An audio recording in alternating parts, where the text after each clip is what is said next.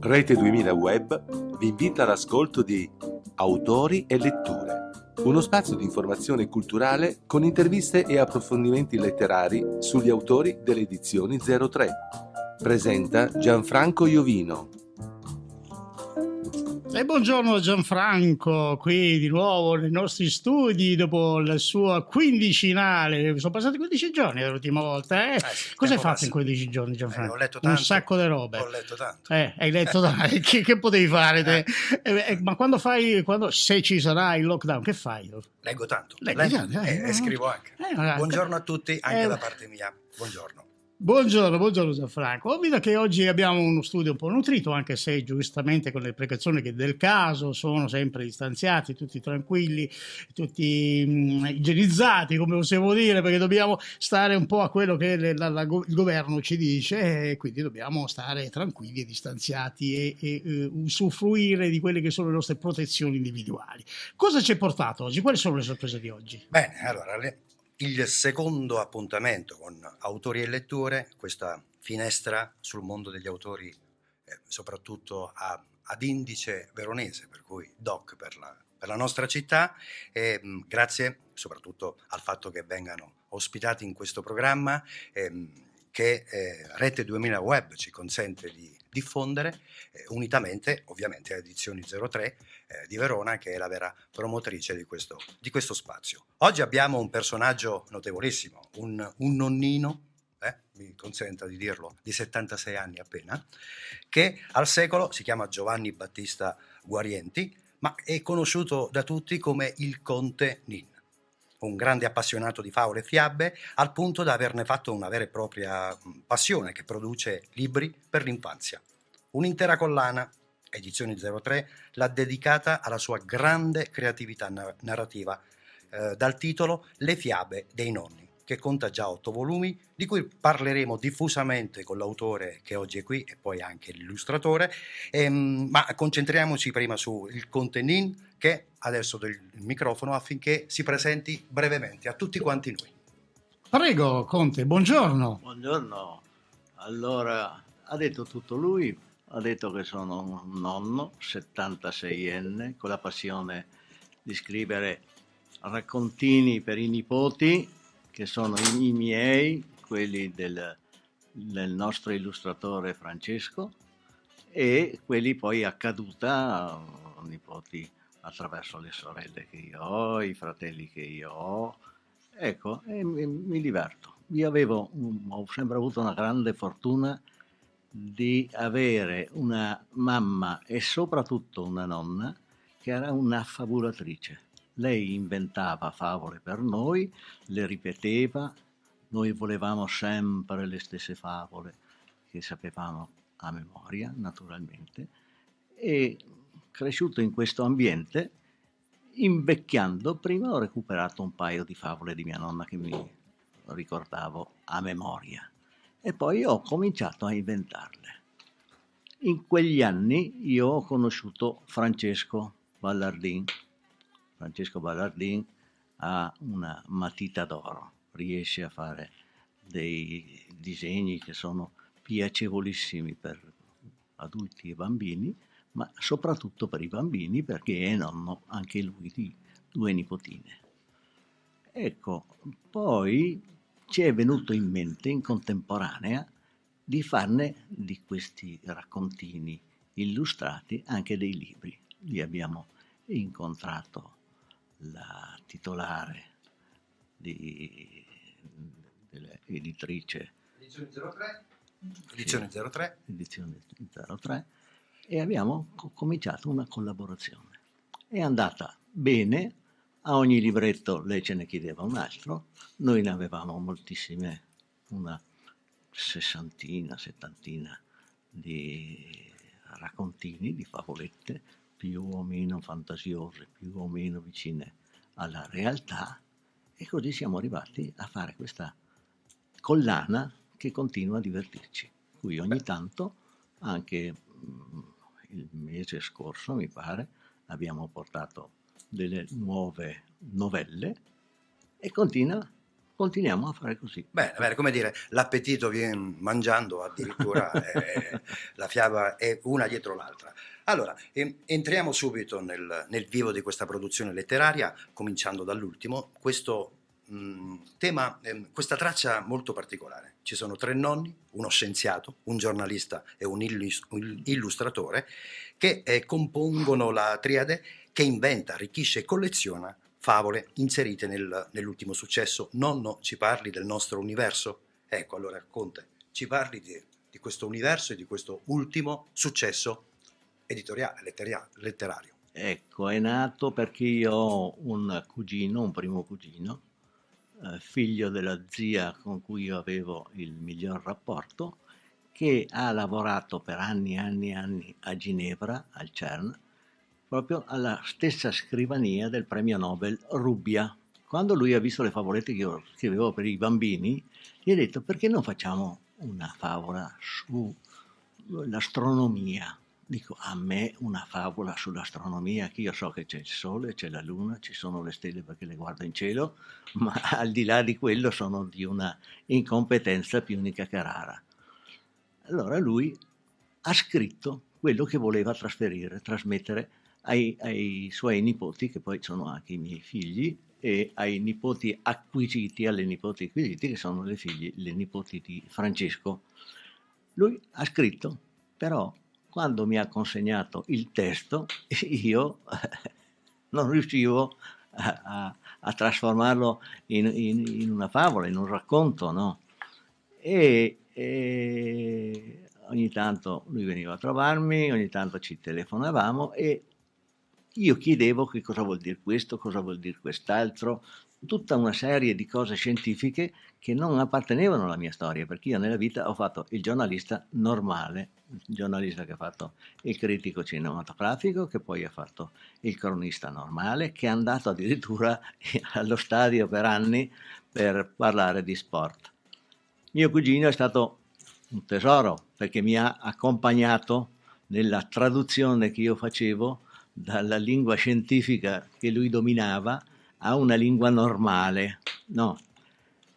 Più attento, Sì. più bravo di me nel comprendere questo linguaggio scientifico era Francesco, perché Francesco, lui è laureato in materia matematica,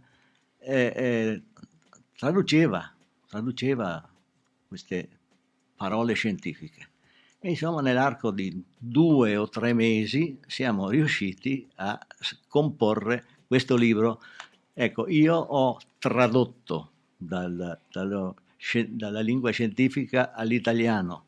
Francesco ha tradotto in una serie infinita di disegni che molto probabilmente voi avete già visto, la materia scientifica, la storia della Terra, del cielo, delle nuvole, dei primi momenti della vita sulla Terra, cos'era, cosa non era, no. E abbiamo avuto l'imprimatur di nonno Giorgio, lo scienziato. È venuto fuori quel libro.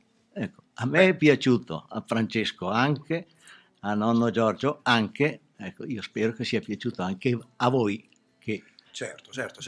Allora, io ne approfitto subito, entro così a gamba tesa, come si dice nello sport, nel calcio, per presentare anche Francesco Ballardin, l'illustratore, vicentino di nascita, veronese di adozione, vicino alla settantina, con un grande passato da impiegato in banca tra computer e credo soldi di sicuro, e oggi invece si diletta con i colori e realmente impreziosisce notevolmente i testi di Guarnieri con dei tratti che vanno anche oltre, credo, al disegno stesso. Ma adesso facciamocelo raccontare da Francesco. Cos'è l'illustrazione per lui e quanto è importante associarlo a uno scritto, per cui a una favola, una fiaba per bambini. Ecco, l'illustrazione per me è nata con Guarienti. Prima sì, mi dilettavo di pittura, però con Guarienti all'inizio abbiamo seguito le sue memorie. Lui per un periodo mi raccontava le storie dei suoi avi. Ricordo tanto per fare alcuni cenni, dal Pase Guarienti al tempo degli Scaligeri, alle avventure dei Guarienti in Perù, alla scoperta dell'isola di Pasqua, poi tutti gli altri avi che erano cardinali, generali. E man mano che lui me li raccontava, si accendeva, mi coinvolgeva talmente tanto che erano come delle diapositive per me. A quel punto abbiamo detto, ma perché non mettere tutto insieme e tu li scrivi e io li illustro per una memoria, per lasciare una memoria ai nostri nipotini. E così abbiamo cominciato, prima con le memorie, poi sempre in tema di nipotini abbiamo detto, ma perché non facciamo anche delle favole? E lì abbiamo continuato, infatti siamo riusciti già a fare 9 libri di favole. Bene, bene, un intermezzo musicale e torniamo subito da voi.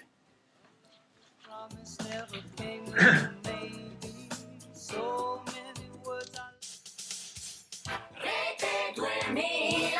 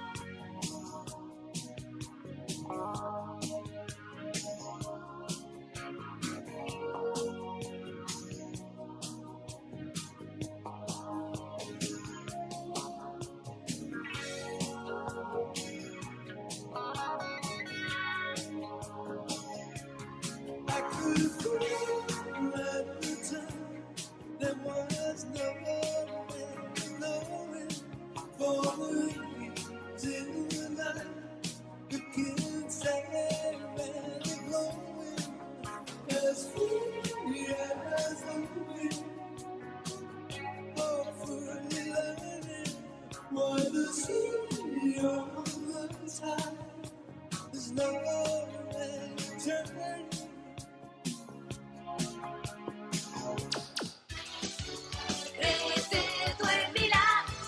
Wow!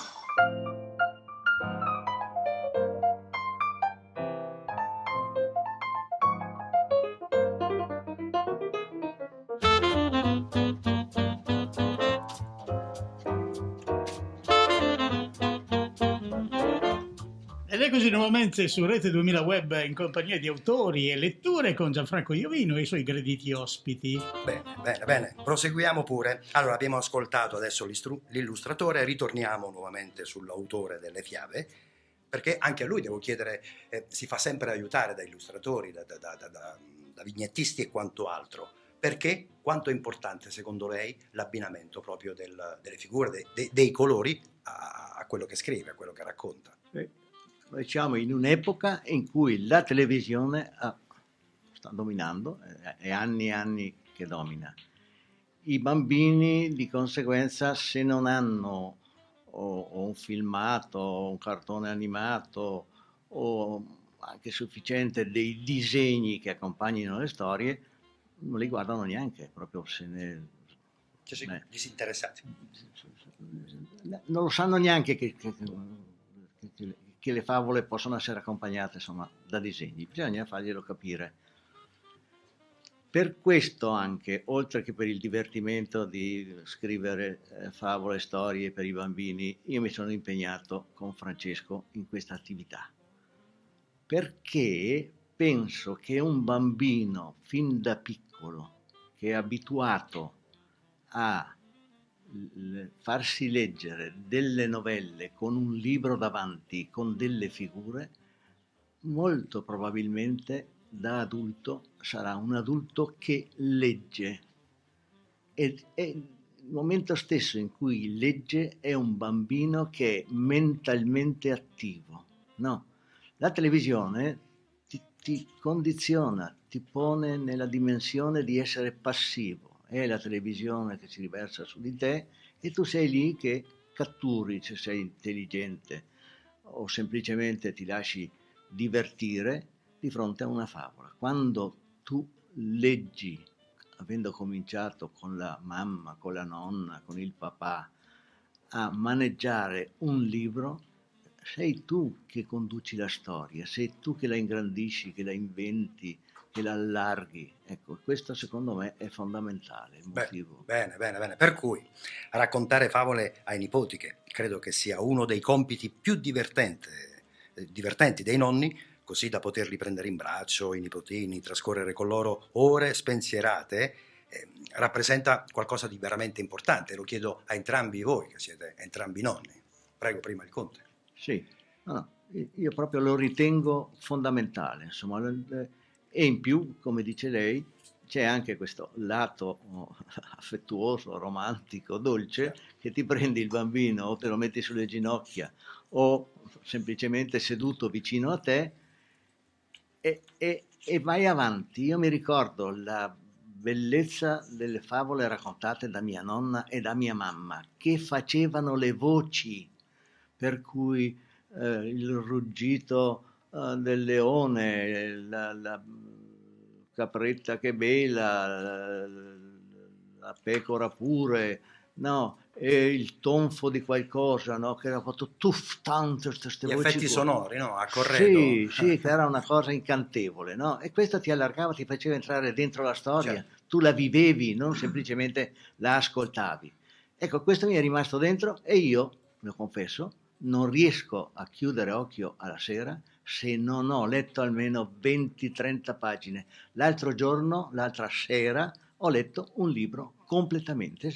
Ho spento la luce alle 3 e per me è una roba naturale, no? È allenato a Anzi, questo. È allenato a questo. se non lo faccio mi sento nudo, cioè mi alzo e dico che dovevo fare qualcosa. Per fortuna ho una serie infinita di libri sul comodino, ecco, io me ne prendo uno, comincio a leggere. Anche un'altra fortuna che ho è la mancanza di memoria, per cui io riesco a leggere un libro che ho letto 3 volte, leggerlo la quarta, quasi come fosse nuovo. Trovando un assioma, Cepri diceva: un giorno senza sorriso è un giorno perso. Per il Conte Nen, un giorno senza leggere 20-30 pagine è un giorno inconcludente. È vero. E invece per Francesco Ballardin, questo essere nonni e potersi arricchire attraverso anche una favola da leggere e da animare con suoni e parole, oltre che colori. Sì, anche per me, sottoscrivo quello che ha detto Nin. Io vedo l'illustrazione nella favola come un supplemento per il bambino. Infatti il papà, la mamma, il nonno leggono il testo delle favole, però se ci sono i disegni e le illustrazioni, il bambino capisce subito a cosa si riferiscono. Più che altro li vedono e seguono e l'attenzione resta alta, altrimenti dopo un po' di leggi, si perdono l'attenzione. Bene. Ma adesso voglio coinvolgere anche il mio amico qui di spalle, Michele. Ma tu le favole? Ah beh, guarda, io sono nonno anch'io, quindi ovviamente mi sto già documentando, sono dei cioè, libri qua. ovviamente mi sto già documentando per quando i miei nipotini cominceranno a chiedermi, nonno, mi racconti una favola? E quindi di conseguenza devo veramente attingere a quelli che sono questi libri molto interessanti che consiglio vivamente perché tanti di noi che hanno una cultura un po' diversa cosa succede? Che non ritornano indietro con la memoria e non c'era, diciamo, nella parte dei nostri genitori il fatto di poter avere delle favole, di ascoltare delle favole. Siamo cresciuti in un'altra epoca e quindi ce ne siamo un po' dimenticati, a parte quelle classiche che potevamo sapere. E quindi è giusto conoscere queste nuove favole che possiamo raccontare liberamente ai nipoti. Giusto, giusto.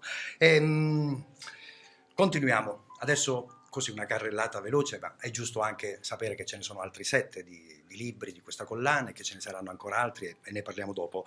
Ci racconta brevemente, pubblicati quelli con edizione 03, se hanno seguito un filologico, se hanno una loro cronologia specifica o sono, come dice lei, cioè sono figli di elaborazioni continue, di disegni, di ispirazioni o quanto altro.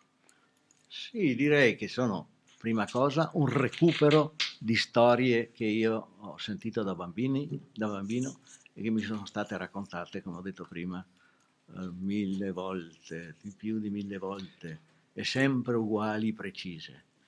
Poi, su suggerimento di queste favole che io ho ascoltato da bambino, mi sono venute in mente altre storie inventate sul minuto. Le faccio un esempio. Io ho una storia che si chiama Ani e Trina, che è la storia di 2 paperette sorelle che fanno il bagno in Adige all'altezza della chiesa di San Giorgio.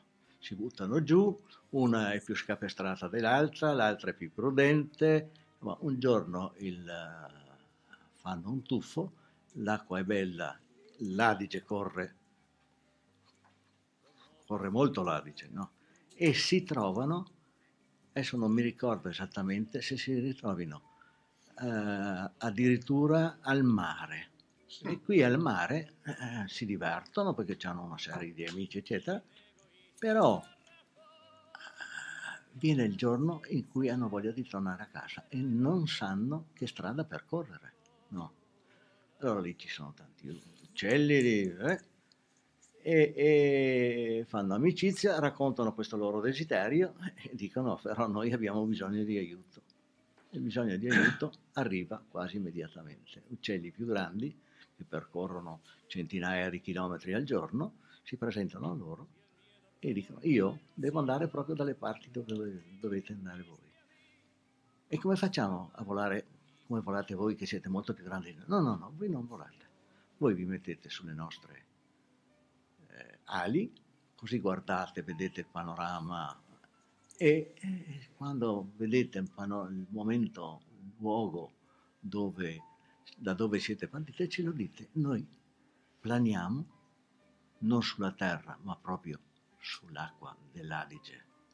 E poi smontate, ci salutiamo, può darsi che ci vediamo un'altra volta, come può darsi che non ci vediamo più, e intanto voi raccontate a tutti i vostri amici piccoli che vivono in riva all'Adige cosa avete visto, dove siete stati, dove siete state, no, ecco, e ci sarà sempre di più un rapporto tra noi uccelli, grandi, piccoli, non tanto grandi e non tanto piccoli, no, in modo che ci sia un dialogo continuo tra noi e dello scambio di esperienze. Ecco, questa favola mi è venuta improvvisamente perché un mio amico aveva bisogno di un racconto che accompagnasse, era una roba credo semi-pubblicitaria, che accompagnasse una confezione o 2 confezioni o molte confezioni, adesso poi non mi sono mai interessato di questo aspetto, dolci per bambini. I dolci per bambini venivano incartati e nella copertina del pacco c'era appunto Ani e Trina, storia di 2 sorelline che vanno al mare partendo dall'Adige. Che- Ha avuto un successone enorme, no? E io, quando uno mi chiedeva qualcosa, mi immedesimavo nel desiderio suo, no? E mi veniva un qualcosina, magari era accolta anche con più simpatia di quello che meritava, no? Più Certo. curiosità. Faceva concorrenza ai baci perugini. È bellissimo quando racconta le favole, proprio ti sembra il classico nonno con la sua calma, con la sua tranquillità che ti include appunto questa bellissima cosa, la tranquillità.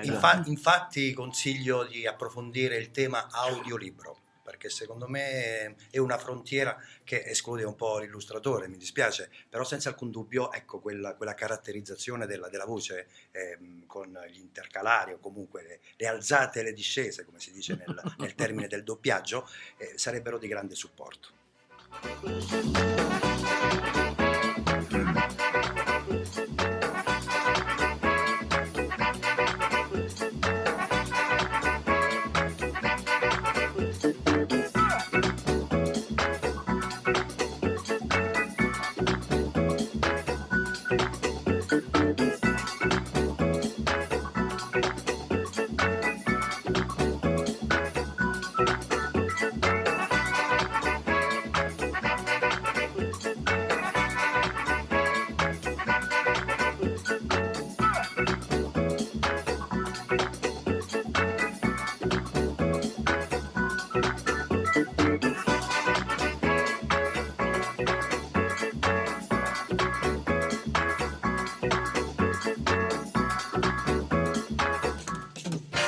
C'è nell'aria una radio che suona, Rete 2000, musica sempre, in ogni momento del giorno e di notte.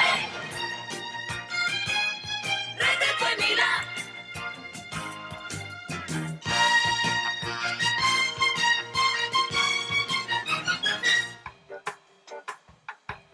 Quanto vorrei che adesso almeno uno di quelli che ritengono la cultura un peso e una trasmissione radiofonica con degli autori che si raccontano e raccontano storie, qualcosa di assolutamente pesante, fosse adesso in linea, per capire che noi abbiamo già sforato, siamo già quasi a mezz'ora di trasmissione, ma il Conte ne ha di cose da raccontare. Adesso tocca iniziare a dargli domande con risposte velocissime. La più veloce che ci sia è questa qua. Adesso tocca parlare un pochettino del Conte Nin. Ci racconti di lei, faccia il biografo di se stesso, ma visto che è stato giornalista, cronistoria, cioè i passaggi fondamentali che lei ritiene giusti andarli ancora ad evocare, Allora, che appartengono a lei. Allora posso cominciare dicendo che sono nato il 10 giugno del 1944 in collina perché c'era la guerra e sono il quarto di 7 fratelli, di vivi siamo in 5. Ho frequentato dunque le elementari dalle suore, le medie al Duca d'Aosta, poi mi sono iscritto al liceo classico dove ci ho messo un po' di tempo a venire fuori perché ero un bambino piuttosto scapestrato, tant'è che io ho avuto 4 in condotta, ho fatto una volta tutti gli esami a settembre con il 7 in condotta, poi alla fine insomma mi sono anche laureato e ho cominciato molto presto io a fare il giornalista. Per fortuna avevo 23 anni, 24 sono stato assunto e diciamo sono stato al giornale per moltissimi anni. Poi mi sono a grandi linee anche abbastanza stufato perché li avevo percorsi tutti i momenti del giornalismo interessanti, perché ho fatto la cronaca, il critico cinematografico, ho fatto anche un po' di politica ma non mi piaceva molto. Poi sono finito in una emittente privata qua a Verona, per cui ho fatto anche televisione, interviste radiofoniche, interviste televisive e tutto il resto. Poi a una certa età ho deciso di mollare. Mio padre aveva una bella campagna in Valpolicella, io l'ho rilevata, l'ho acquistata da lui e mi sono messo a fare l'agricoltore, che non è il contadino che lavora, ecco, non posso vantarmi di questo, ma è quello che conduce, diciamo, amministra un'azienda agricola. lì ho fatto i miei anni, ho fatto 10-15 anni, poi a un certo momento ho deciso che era ora che l'azienda finisse nelle mani di mia figlia e di suo marito, anche perché se no i figli, nei momenti in cui hanno più necessità di star bene economicamente, perché diventano padri, prima un bambino, poi un altro bambino, poi se qualcuno capita la fortuna di avere 3 bambini, cominciano a amministrare nell'età giusta per imparare, per avere delle forze fisiche necessarie per fare questo, per cui io adesso mi sono quasi completamente ritirato, vado in campagna solo con il cane o i cani, perché mia figlia ogni tanto mi porta i miei cani, i suoi cani. Ecco, io vado in giro così, faccio il signorotto di campagna pigro. Beh, bene, ecco, è stato bravo perché in una sola risposta mi ha bruciato 3 domande. Però va bene Chiedo così. scusa. Vabbè. Io credo che tutti sappiano con chi stiamo parlando comunque con un giovanissimo cronista dell'Arena che è partito dalla cronaca, poi è andato sugli spettacoli, ha fondato Cocktail, un giornale di cultura. Poi quello vorrebbe... Il Cocktail era un giornale studentesco, okay. Perché avevo il mio fratello maggiore, che fa l'avvocato, aveva una grande passione anche lui per scrivere, bravissimo, sarebbe stato Montanelli della sua stagione. Sì. E questo giornale che si chiamava Il Violino aveva un'ironia, una capacità di raccontare tutta la Verona studentesca. Quando è uscito dal liceo, che è andato all'università, ha cessato di pubblicare questo libro e io ho deciso di avere anch'io il mio libretto. L'ho intitolato Cocktail perché mio papà gli ho chiesto, dico, come lo chiameresti un giornale? E mio papà ha detto Cocktail, tanti colori, tanti visi, tante storie, Certo. Ecco, i colori. E la copertina aveva proprio la coda di un gallo. Bene. Poi, giusto per completare, ha lasciato il giornalismo nell'85 per collaborare con Telenuovo, che era agli inizi, agli albori, che poi ha fatto la sua strada. Oggi credo che sia un emittente di riferimento, no? Io ho avuto anche la fortuna di diventare socio, per cui c'era anche una partecipazione maggiore. Un doppio interesse. Bene, e invece per Francesco Ballardin, credo che anche di lui abbiamo bisogno di una breve biografia succinta. Anch'io allora, gli anni della gioventù, fra scuola, università, stage all'estero, un po' in giro per l'Europa, Svizzera, Bruxelles, Madrid, parecchi mesi in giro. Mi hanno preparato per il mondo del lavoro, ho seguito informatica, sono entrato in banca, ho sempre seguito computer praticamente. E poi penso che a distanza di qualche decennio ho cominciato ad avere un po' di nausea, noia di tutto questo grigiore, di tutti questi numeri. Per cui quasi per reazione mi sono buttato sulla pittura. Ecco. Grazie alla noia allora per quello che poi sta regalando a tutti. È andata bene. È andata bene, dai. Ok, un po' di stacco musicale, Michele. La radio, compagna di sempre. È lei che mi accende, è lei che mi prende, in ogni momento del giorno, di notte c'è lei. I love my radio, amo la radio. Con la radio non sei mai solo.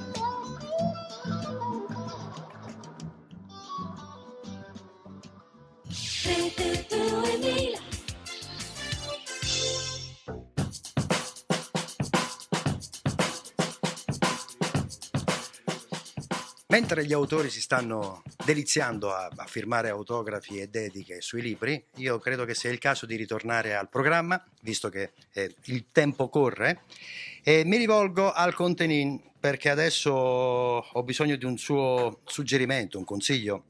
È chiaro che siamo prossimi al nuovo rischio di un lockdown antipandemico che sta ed ha influito gli umori passati e anche, credo, i futuri, soprattutto dei nonni, i quali hanno subito e possono nuovamente subire questo distacco obbligato dai propri figli e soprattutto i propri amati nipoti. Come l'ha vissuto un nonno questo forzato distacco, anche se era necessario? Due aspetti, naturalmente un po' di preoccupazione per i bambini, noi adulti, perlomeno quelli della mia generazione, ormai hanno percorso il 70-80% della loro vita tranquillamente. Un altro aspetto che non coinvolge le paure, una rabbia estrema perché mia moglie e soprattutto mia figlia non mi hanno fatto baciare. I bambini per un anno ormai, non so, da gennaio, febbraio di quest'anno fino adesso io ho ancora da dare un bacino ai bambini e se li chiamo quando la nonna e la mamma sono girate dall'altra parte perché corrono a darmi un bacino, i bambini dicono la mamma non vuole, la nonna non vuole e io resto sempre così in disparte, per cui ho vissuto il periodo del Covid per fortuna dal punto di vista della salute benissimo, no, dal punto di vista dell'affetto un po', molto meno. Ecco, questo è stato il Covid per me. Purtroppo capisce bene che il rischio e la precauzione sono due nemici che si fronteggiano e noi dobbiamo stare dalla parte della protezione. Speriamo che arrivi presto il tempo in cui questo sia soltanto un ricordo, sia soltanto qualcosa da raccontare, come lei che ne ha viste di cose il secolo cambiare, la guerra, chi più di lei, così come anche Ballardin ci può spiegare quanto è soggetta l'umanità a continue evoluzioni e trasformazioni. Ma Contenin, se lei potesse inventare adesso una storia, una favola, una fiaba, non raccontarcela, ma il tema che le piacerebbe affrontare, qual è? No, è una domanda molto difficile, nel senso che io non vorrei mai raccontare cose che siano troppo attinenti alla realtà, no? Perché sei coinvolto, perché magari scivoli lungo un terreno, una strada, un vicolo, quello che si vuole, che non dico ti mette paura, ma un po' di ansia, a volte anche troppo ansia, è un incontro che devi fare. Rimarrei sempre nella grande fantasia e la fantasia che io così che mi insegue spesso quando penso di raccontare qualcosa sarebbe un incontro con tutti gli animali che ci sono sulla terra, quelli considerati animali feroci e tutto il resto, che invece secondo me no, anche nella realtà possono essere animali che ti tengono compagnia, che hanno delle sensibilità che noi non riusciamo mai a catturare, perché magari li mettiamo in una gabbia, perché magari li allontaniamo.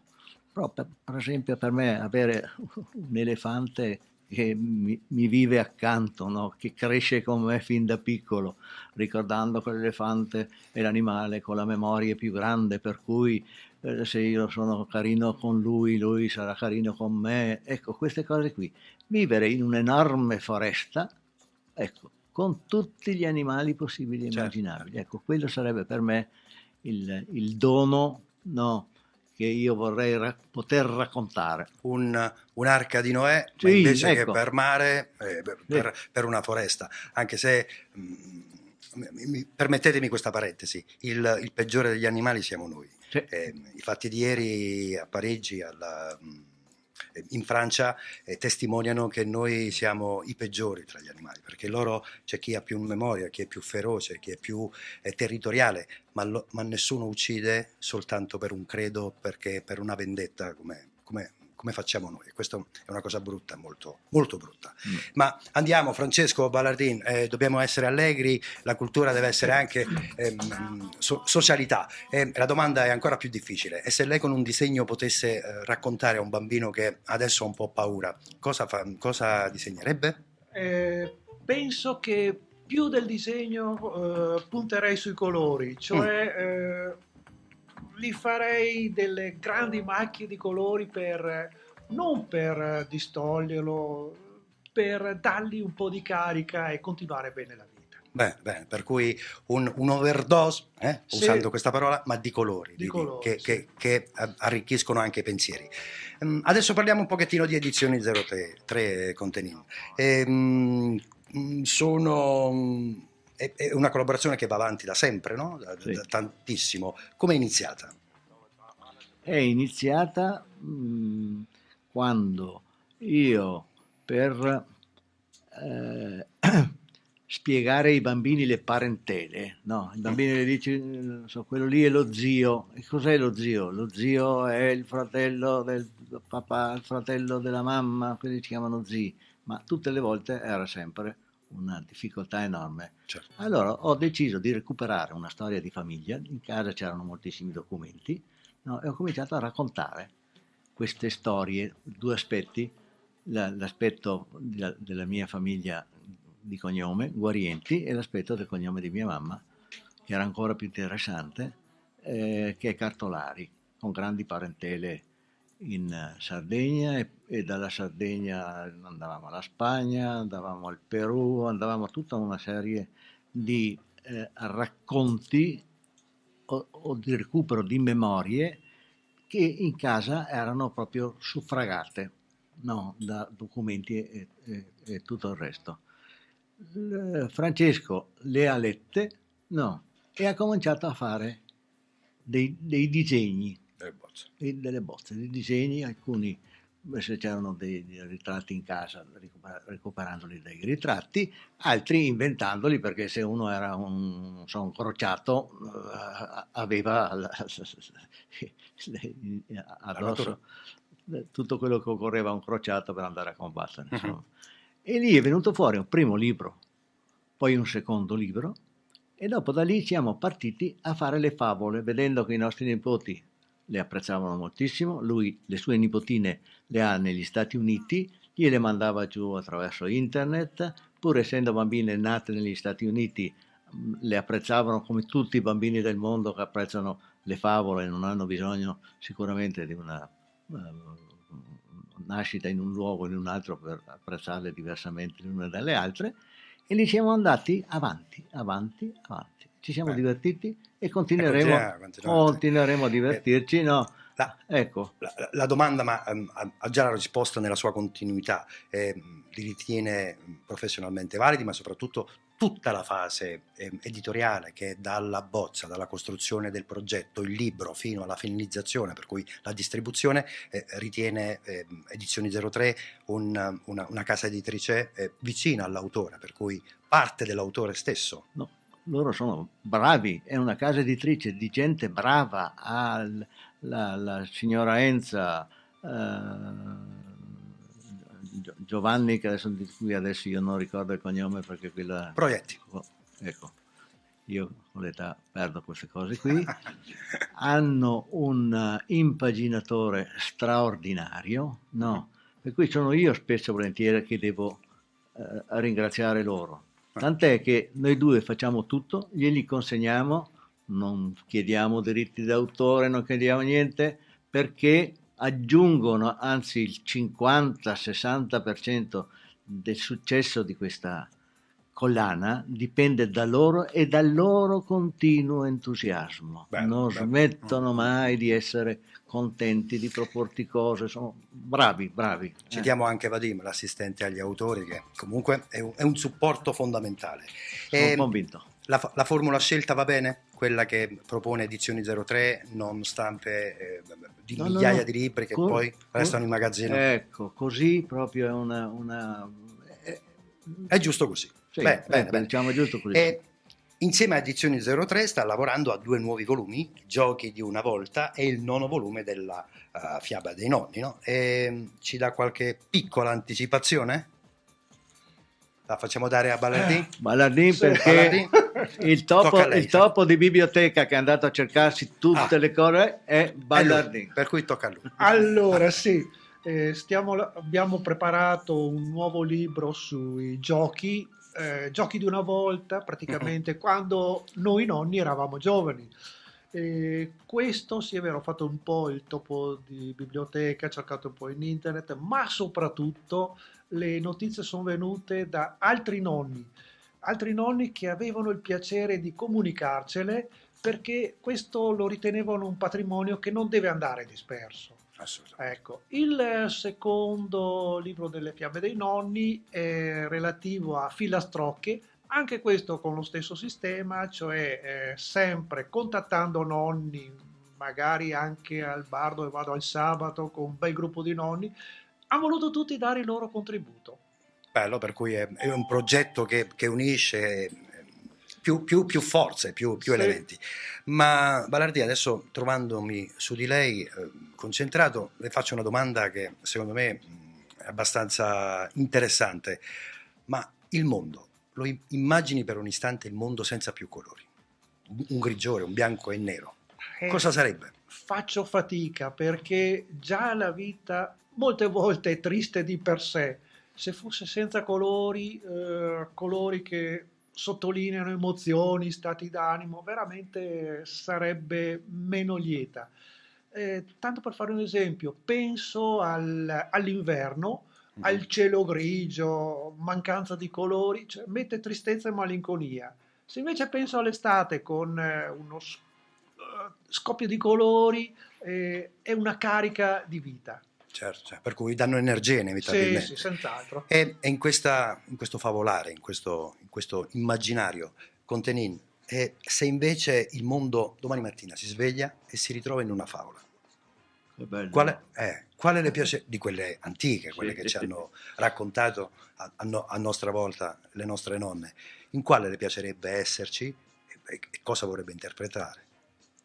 Una favola che più che una favola è uno dei primi libri per bambini. Mi piacerebbe essere compagno di viaggio di Guerin Meschino, che è un libro che non so se i bambini d'oggi lo conoscono, anche i ragazzini, i bambini di 10-12 anni, no, che ha accompagnato la mia esistenza e che aveva una dedica del mio papà, che è lui che me l'ha regalato, che era al mio Beniamino, che è stato per me, no, la parola Beniamino trasferita su di me, è stato il regalo più grande del libro. Ecco. Contenin, ma siamo quasi alla fine della trasmissione e ancora lei non mi ha detto perché Conte e perché Ninna. Conte perché la mia famiglia, i Conti Guarienti, quando in campagna io sono arrivato, no, che ho acquistato questa azienda da mio padre era chiamato il Conte Marcello, no, e io sono diventato Per conseguenza. il Conte Ninna. Bene. Allora, io credo che Michele possiamo mandare l'ultimo stacco e poi Certo. con le domande con cui ci congediamo dai nonnini oggi in studio. Perfetto. Hot Hits.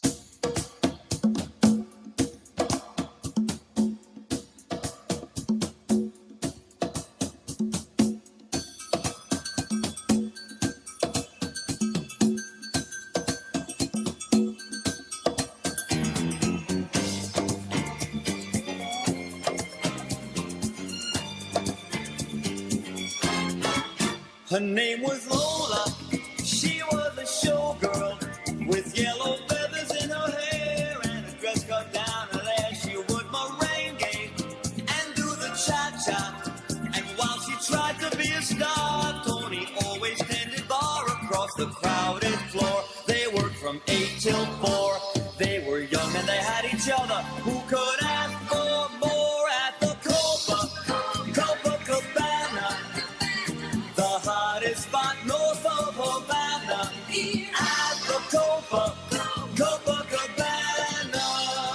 Music and passion were always the fashion at the Copa. They fell in love.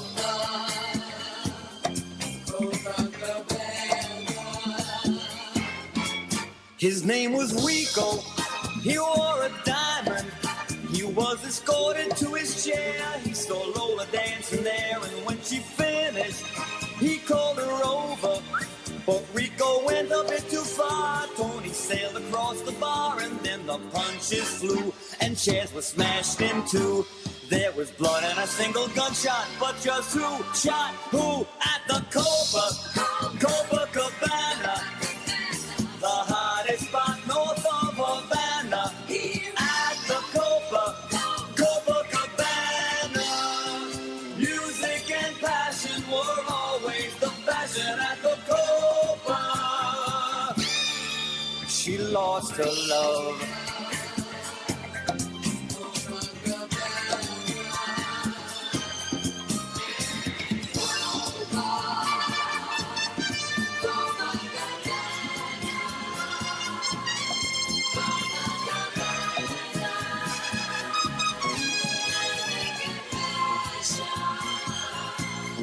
Always in fashion.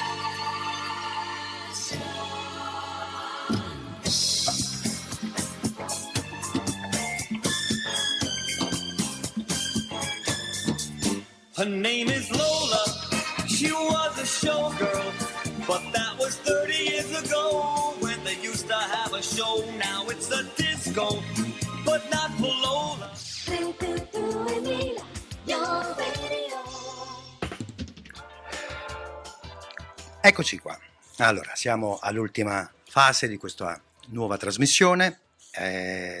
Iniziamo adesso allora da Ballardì, perché con lui ci congediamo e gli chiediamo di esprimere il suo saluto ai radioascoltatori, invogliandoli ad apprezzare di più, ad amare di più i colori, i disegni ed avvicinarsi di più alla scrittura raccontata attraverso i disegni.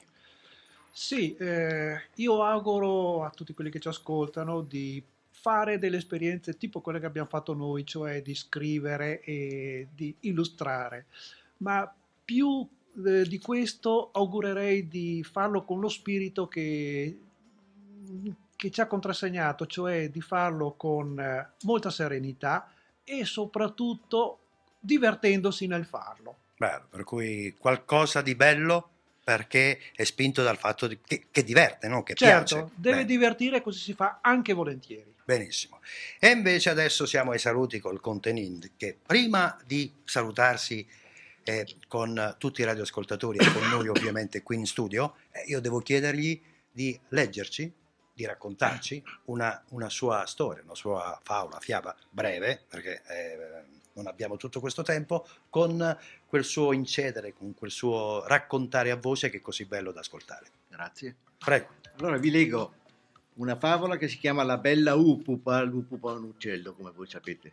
No, Lino, un cardellino che viveva tra i rami di un olivo, in un nido ben riparato dal venticello che quella stagione cercava di farsi largo tra i rami e le foglie, che rendevano di un bel verde lucido le colline di quel paese, Lino, dicevamo, al mattino si alzava molto presto e volava in cerca di novità. Quel mattino fece una scoperta che attirò la sua attenzione perché era una novità assoluta per il paese. Notò una nuova insegna tra i negozi. L'insegna diceva parrucchiera per uccelli. Lino gironzolò attorno al negozio e poi decise di entrare, quindi bussò. Avanti, rispose una voce allegra. Hai bisogno di tagliare le piume? No, ma mi piace sapere cosa succede nel paese ed è la prima volta che vedo un negozio come il tuo, rispose Lino. È stato appena aperto, tu sai che qui soffia un tale vento, così le signore uccelli spesso e malvolentieri si trovano con le piume arruffate. Qui siamo specialisti in tagli eleganti che durano anche a lungo. Sotto i caschi del parrucchiere c'erano alcune uccellette che stavano asciugandosi le piume. Lino guardò, si informò e disse che sarebbe tornato. Continuò il suo giro, si accorse in effetti che molte signore e uccelli erano più eleganti del solito. Una giovane uccellina, di cui poco sapeva, attirò la sua attenzione. Aveva sulla fronte un ciuffo sbarazzino e allo stesso tempo era elegante.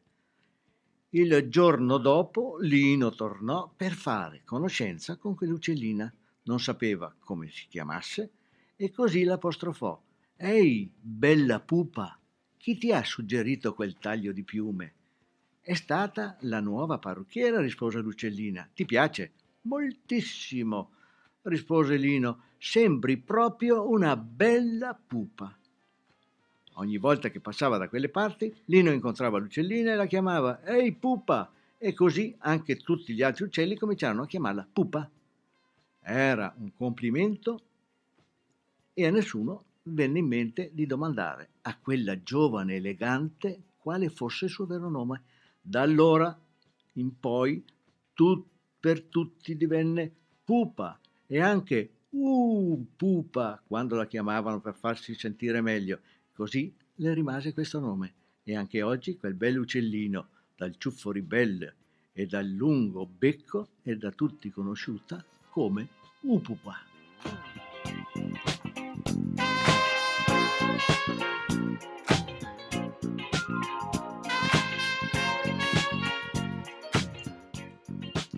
Leggerci una favola alle 11 di mattina fa capire che le favole non sono soltanto per dormire e non sono soltanto qualcosa di riposante.